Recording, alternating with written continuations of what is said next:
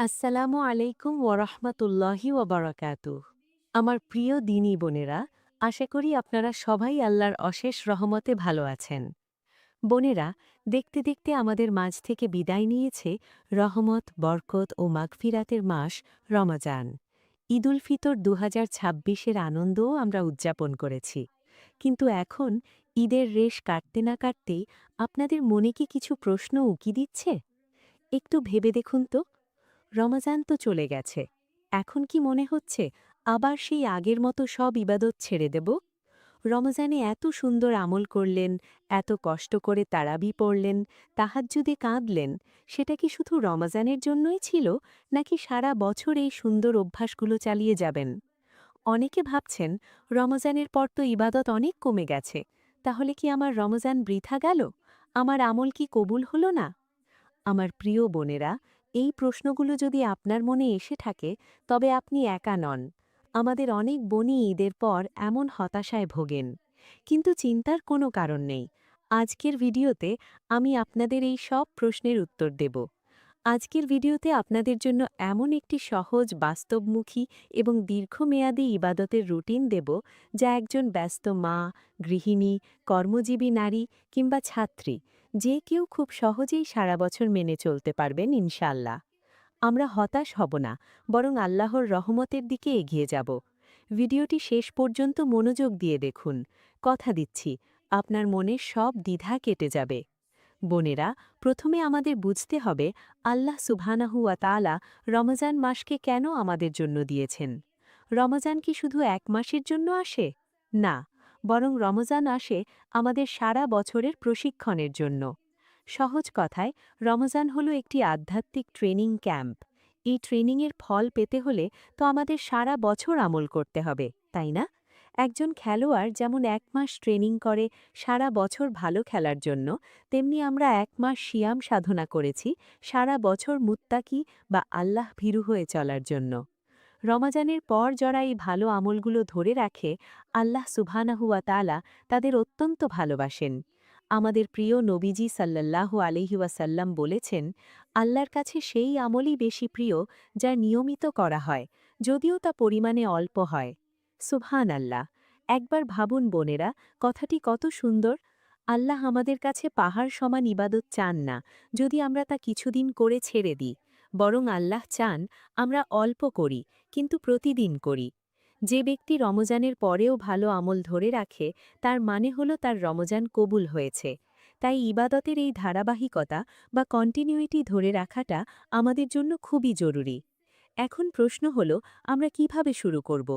এখানেই আমরা সবচেয়ে বড় ভুলটা করি।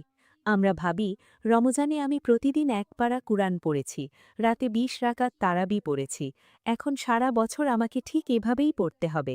না বোনেরা, রমজানের মতো সব আমল সারা বছর করতে হবে, এই চাপ নিজের ওপর একদম নেবেন না। রমজান একটি বিশেষ মাস, তখন আল্লাহ আমাদের বিশেষ শক্তি দেন। সারা বছর সেই একই গতি ধরে রাখা একজন সাধারণ মানুষের পক্ষে প্রায় অসম্ভব, এবং ইসলাম আমাদের ওপর সাধ্যাতীত কোনো বোঝাও চাপিয়ে দেয় না। তাই সঠিক মানসিকতা হল, রমজানে যা করেছেন তার একটি ছোট অংশ নিয়মিত করুন। এটাই যথেষ্ট। ধীরে ধীরে শুরু করুন। একসাথে ১০টি আমল ধরার দরকার নেই। প্রথমে যে কোনো একটি আমল থেকে শুরু করুন। যখন সেটা আপনার অভ্যাসে পরিণত হয়ে যাবে, তখন আরেকটি যোগ করুন। আর হ্যাঁ, শয়তান কিন্তু আপনাকে হতাশ করার চেষ্টা করবে। হঠাৎ একদিন হয়তো আপনার রুটিন ভেঙে যাবে। তখন হতাশ হবেন না, পড়ে গেলে আবার উঠুন। আল্লাহ তওবা কবুল করেন। আল্লাহ আমাদের দুর্বলতা জানেন, তিনি শুধু আমাদের চেষ্টাটুকু দেখতে চান। বোনেরা, আপনাদের সুবিধার জন্য আমি এই রুটিনটিকে ৩টি স্তরে ভাগ করেছি, যেন প্রত্যেক বোন নিজের সামর্থ্য, সময় ও পরিস্থিতি অনুযায়ী এখান থেকে আমল বেছে নিতে পারেন। চলুন দেখে নিই। সবকিছুর আগে হলো ফরজ। নফল আমল করে জান্নাতে যাওয়া যাবে না যদি ফরজ ঠিক না থাকে। ৫ ওয়াক্ত নামাজ সময় মতো আদায়, এটা কোনো অবস্থায় ছাড়বেন না। কাজের যতই চাপ থাকুক, বাচ্চা যতই কাঁদুক, নামাজটা সময় মতো পড়ে নেবেন। এটাই ইসলামের মূল ভিত্তি। আর রমজানের রোজার কাজা, আমাদের মহিলাদের বিভিন্ন শারীরিক কারণে রমজানের কিছু রোজা ছুটে যায়। হানাফি মাযহাব অনুযায়ী এই কাজা রোজাগুলো সুযোগ পেলেই দ্রুত আদায় করে নেওয়া উত্তম। এবার আসি এমন কিছু ছোট আমলে যা আমাদের প্রতিদিনের জীবনকে বরকতময় করে তুলবে। সকালের রুটিনে ফজরের পর জিকির। ফজরের নামাজের পর জায়নামাজে বসে কিছুক্ষণ জিকির করবেন। হাদিসে আছে, যে ব্যক্তি ফজর পড়ে সূর্যোদয় পর্যন্ত আল্লাহর জিকির করে এবং এরপর 2 রাকাত ইশরাকের নামাজ পড়ে, সে একটি পরিপূর্ণ হজ ও উমরার সওয়াব পায়। সকালে অন্তত 100 বার সুবহানাল্লাহি ওয়া বিহামদিহি পড়বেন। আর প্রতিদিন সকালে অন্তত 10 থেকে 100 বার ইস্তিগফার পড়বেন, যেমন আস্তাগফিরুল্লাহ।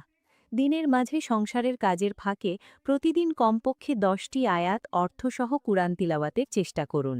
ভাবছেন মাত্র 10টা আয়াত? বোনেরা, দিনে 10 আয়াত মানে মাসে 3 পারা, আর বছরে প্রায় পুরো কুরআন।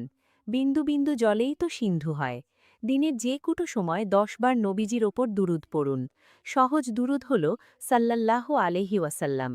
সহি মুসলিমের হাদিসে এসেছে, যে ব্যক্তি নবীজির ওপর একবার দুরুদ পড়বে, আল্লাহ তার উপর 10 বার রহমত বর্ষণ করবেন।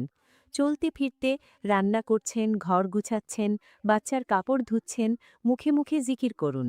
সুবহান আল্লাহ, আলহামদুলিল্লাহ, লা ইলাহা ইল্লাল্লাহ, আল্লাহু আকবার। কাজও হবে, আমলনামায় সওয়াবও জমা হবে। সন্ধ্যার রুটিনে মাগরিবের পর সূরা ইখলাস, সূরা ফালাক এবং সূরা নাস, এই 3টি সূরা 3 বার করে পড়বেন। এটি আপনাকে সারা রাতের জন্য সব ধরনের বিপদ ও জাদুটোনা থেকে রক্ষা করবে। প্রতি ফরজ নামাজের পর এবং সন্ধ্যায় একবার আয়াতুল কুরসি পড়বেন। হাদিসে এসেছে, যে ব্যক্তি প্রতি ফরজ নামাজের পর আয়াতুল কুরসি পড়ে, তার এবং জান্নাতের মাঝে মৃত্যু ছাড়া আর কোনো বাধা নেই। রাতে ঘুমানোর আগে অবশ্যই দোয়া পড়বেন, বিসমিকা আল্লাহুম্মা আমুতু ওয়া আহিয়া। এরপর আসি এমন কিছু আমলে যা আপনার মর্যাদাকে আল্লাহর কাছে আরও বাড়িয়ে দেবে। সাপ্তাহিক আমল হিসেবে প্রতি জুমার দিন সূরা কাহাফ পড়বেন। হাদিসে আছে, যে জুমার দিন সূরা কাহাফ পড়বে, তার জন্য 2 জুমার মধ্যবর্তী সময় নূর বা আলো দ্বারা আলোকিত করে দেওয়া হবে। চেষ্টা করবেন প্রতি সোম ও বৃহস্পতিবার রোজা রাখতে। জামে তিরমিজির হাদিসে এসেছে, এই 2 দিন বান্দার আমল আল্লাহর কাছে পেশ করা হয়। সপ্তাহে অন্তত একদিন, যেমন বৃহস্পতিবার রাতে তাহাজ্জুদ পড়ার চেষ্টা করুন। মাসিক আমল হিসেবে প্রতি আরবি মাসের 13, 14 ও 15 তারিখ এই 3টি রোজা রাখার চেষ্টা করবেন। হাদিস অনুযায়ী প্রতি মাসে এই 3টি রোজা রাখলে সারা বছর রোজা রাখার সমান সওয়াব পাওয়া যায়। আর বার্ষিক আমলের ক্ষেত্রে, যেহেতু এখন শাওয়াল মাস চলছে, এই আমলটি মিস করবেন না। সহি মুসলিমের হাদিসে নবীজি সাল্লাল্লাহু আলাইহি ওয়াসাল্লাম বলেছেন, যে ব্যক্তি রমাজানের রোজা রাখল এবং শাওয়ালে 6টি রোজা রাখল, সে যেন সারা বছর রোজা রাখল। এই রোজাগুলো একটানা রাখতে হবে না, পুরো শাওয়াল মাসের মধ্যে যে কোনো 6 দিন রাখলেই হবে। বোনেরা, আলোচনায় একটু বিরতি নিচ্ছি, এখানে একটু থামছি। আপনাদের জানিয়ে রাখি যে এই চ্যানেলটি শুধু একটি সাধারণ ইউটিউব চ্যানেল নয়, এটি আপনার হাতের মুঠোয় একটি মহিলা মাদ্রাসা। আপনারা যারা বাইরে গিয়ে দিন শিখতে পারেন না, তারা ঘরে বসেই যেন দিন শিখতে পারেন, সেটাই আমাদের উদ্দেশ্য। আপনি যদি এখনও আমাদের চ্যানেলটি সাবস্ক্রাইব না করে থাকেন, তবে নিচের সাবস্ক্রাইব বাটনে ক্লিক করুন। আর হ্যাঁ, বেল আইকনটিও চালু করে দিন, যাতে নতুন ভিডিও এলে আপনি সাথে সাথে জানতে পারেন। এটি মাত্র 1 সেকেন্ডের কাজ, কিন্তু এর মাধ্যমে আমাদের দিনী পরিবার আরও বড় হবে। চলুন এবার মূল আলোচনায় ফিরে আসি। বোনেরা, এতগুলো আমলের কথা শুনে ভয় পাচ্ছেন? ভাবছেন এগুলো কিভাবে মনে রাখব? আপনাদের জন্য আমি একটি খুব সহজ ব্যবহারিক সাপ্তাহিক রুটিনের উদাহরণ দিচ্ছি। ধরুন, সোমবার, আজ আপনি একটি নফল রোজা রাখুন। ইফতারের আগে নিজের ও পরিবারের জন্য বিশেষ দোয়া করুন। মঙ্গলবার, আজ নামাজের পর কুরআন তেলাওয়াত একটু বেশি করুন, অন্তত 1 রুকু অর্থসহ পড়ুন। বুধবার, আজ সংসারের কাজের ফাঁকে শুধু ইস্তেগফার বেশি বেশি পড়ুন। বৃহস্পতিবার, আজ আবার একটি রোজা রাখুন। রাতে অ্যালার্ম দিয়ে একটু আগে ওঠার চেষ্টা করুন, অন্তত 2 রাকাত তাহাজ্জুদ পড়ুন। শুক্রবার, জুম্মার দিন, আজ সূরা কাহাফ পড়ুন, নবীজির উপর বেশি বেশি দরুদ পড়ুন। আসর থেকে মাগরিবের মাঝের সময়টায় দোয়া কবুল হয়, তখন আল্লাহর কাছে মন খুলে চান। শনিবার, আজ ঘরের কাজ একটু কমিয়ে একটি ভালো ইসলামী বইয়ের কয়েক পৃষ্ঠা পড়ুন বা আমাদের চ্যানেলের একটি ভিডিও মনোযোগ দিয়ে দেখুন। রবিবার, আজ ছুটির দিন, পরিবারের সবাইকে নিয়ে, স্বামী ও সন্তানদের সাথে নিয়ে 10 মিনিট দিনই আলোচনা করুন। কোনো নবীর গল্প বা সাহাবীদের জীবনের গল্প শোনান। কি বোনেরা, রুটিনটা কি খুব কঠিন মনে হচ্ছে? যদি কঠিন মনে হয় তাহলে এই পুরো রুটিন থেকে শুধু সোমবার ও বৃহস্পতিবারের রোজা আর জুম্মার দিনের আমল দিয়ে শুরু করুন। আস্তে আস্তে বাকিগুলো যোগ করবেন। আমার প্রিয় বোনেরা, শয়তান কিন্তু চুপ করে বসে নেই। রমজান শেষ হওয়ার সাথে সাথে সে কিছু ধোঁকা আমাদের মনে ঢুকিয়ে দেয়। আসুন জেনে নিই সেই ভুলগুলো কি। প্রথমত, হঠাৎ সব আমল বন্ধ করে দেওয়া। আমরা অনেকেই ঈদের পর একেবারে জিরোতে নেমে আসি। কুরআন তাকে তুলে রাখি, নফল তো দূরের কথা, ফরজ নামাজেও গাফিলতি চলে আসে। এই হঠাৎ পতন থেকে বাঁচতে হবে। দ্বিতীয়ত, রমজান গেছে এখন আর দরকার নেই মানসিকতা। অনেকেই ভাবেন রমজানে তো অনেক আমল করেছি, এখন কয়েক মাস রেস্ট নিই। না বোনেরা, মৃত্যু পর্যন্ত আমাদের ইবাদত চালিয়ে যেতে হবে। তৃতীয়ত, একসাথে সব গড়ার চাপ নেওয়া। রমজানের রুটিন ঈদের পর হুবহু ফলো করতে গিয়ে যখন পারি না, তখন হতাশ হয়ে সব ছেড়ে দিই। এই হয় সব করব, না হয় কিছুই করব না, নীতি বাদ দিতে হবে। যে কোনো একটি আমল ধরে রাখুন, সেটাই শুরু। আমাদের বোনেরা প্রায়ই কিছু বাস্তব সমস্যার কথা আমাকে জানান। চলুন দ্রুত সেগুলোর উত্তর জেনে নিই। আপনাদের প্রশ্ন, ঘরের কাজের ফাঁকে কিভাবে আমল করব? সময় তো পাই না। বোনেরা, আপনার পরিবারের জন্য রান্না করা, ঘর মোছা বা বাচ্চার যত্ন নেওয়া সবগুলোই ইবাদত হতে পারে, যদি আপনি শুরুতে বিসমিল্লাহ বলেন এবং নিয়ত করেন যে আল্লাহকে খুশি করার জন্য এই দায়িত্ব পালন করছেন। আর কাজের ফাঁকে মুখে মুখে জিক্র ও দরুদ পড়তে তো কোনো এক্সট্রা সময় লাগে না। রমজানের কাজা রোজা আগে রাখব নাকি শাওয়ালের ৬ রোজা আগে রাখব? হানাফি মাযহাব অনুযায়ী আপনি চাইলে আগে শাওয়ালের রোজা রাখতে পারবেন, কারণ শাওয়ালের রোজার সময় নির্দিষ্ট। কিন্তু রমজানের কাজা রোজা আদায় করার জন্য আগামী রমজান পর্যন্ত পুরো বছর সময় আছে। তাই সুযোগ হারাতে না চাইলে আগে শাওয়ালের ৬ রোজা রেখে নিতে পারেন। তবে যদি কারো কাজা রোজা অল্প হয় এবং তিনি ২ ধরনের রোজাই এই মাসে রাখতে সক্ষম হন, তবে কাজা আগে রাখাই উত্তম। প্রতিদিন তাহাজ্জুদ পড়তে না পারলে কি করব? হানাফি ফিক অনুযায়ী যদি শেষ রাতে ওঠার নিশ্চয়তা না থাকে, তবে এশার নামাজের পর বিতেরের আগে ২ বা ৪ রাকাত নফল নামাজ পড়ে নেবেন। ইনশাআল্লাহ, আল্লাহ আপনাকে রাতের ইবাদতের সওয়াব দান করবেন। ছোট বাচ্চা থাকলে কিভাবে রুটিন মানব? ছোট বাচ্চার মায়েরা জিহাদের ময়দানে আছেন, আপনাদের ঘুম ঠিকমতো হয় না। আপনারা ফরজগুলো ঠিক রাখুন, আর বাচ্চাকে দুধ খাওয়ানোর সময় বা ঘুম পাড়ানোর সময় মুখে মুখে জিকির করুন। আল্লাহ আপনাদের কষ্ট দেখছেন, তিনি এর উত্তম প্রতিদান দেবেন ইনশাআল্লাহ। আমার আদরের বোনেরা, কথাগুলোর একেবারে শেষ পর্যায়ে চলে এসেছি। একটা কথা সবসময় মনে রাখবেন, রমজান গেছে কিন্তু আল্লাহ যাননি। রমজানের রব যিনি, শাওয়াল থেকে শাবান, বাকি ১১ মাসের রবও তিনি।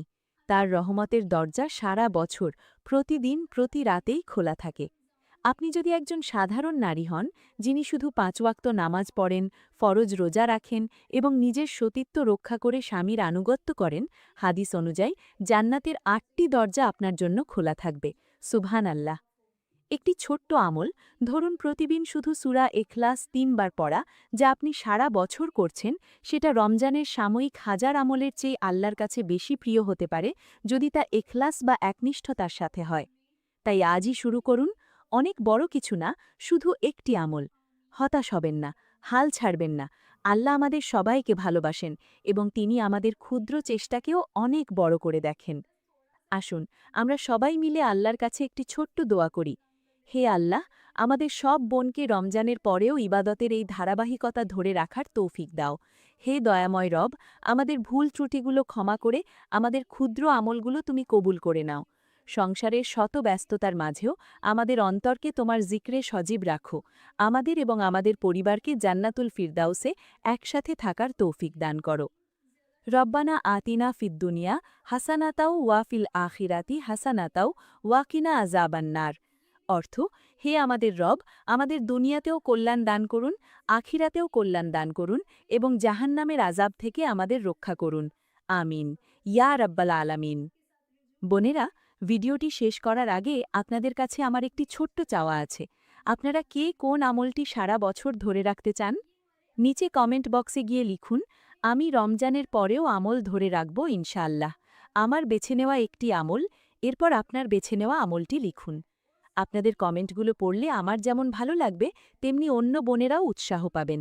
ভিডিওটি যদি আপনাদের উপকারে আসে তাহলে আপনার বান্ধবীদের সাথে আত্মীয়দের সাথে শেয়ার করুন আর ভবিষ্যতে ভুলে গেলে আবার দেখার জন্য ভিডিওটি সেভ করে রাখুন আমাদের চ্যানেলটি সাবস্ক্রাইব করতে ভুলবেন না সবাই ভালো থাকবেন সুস্থ থাকবেন ঈমানের সাথে থাকবেন আসসালামু আলাইকুম ওয়া রাহমাতুল্লাহ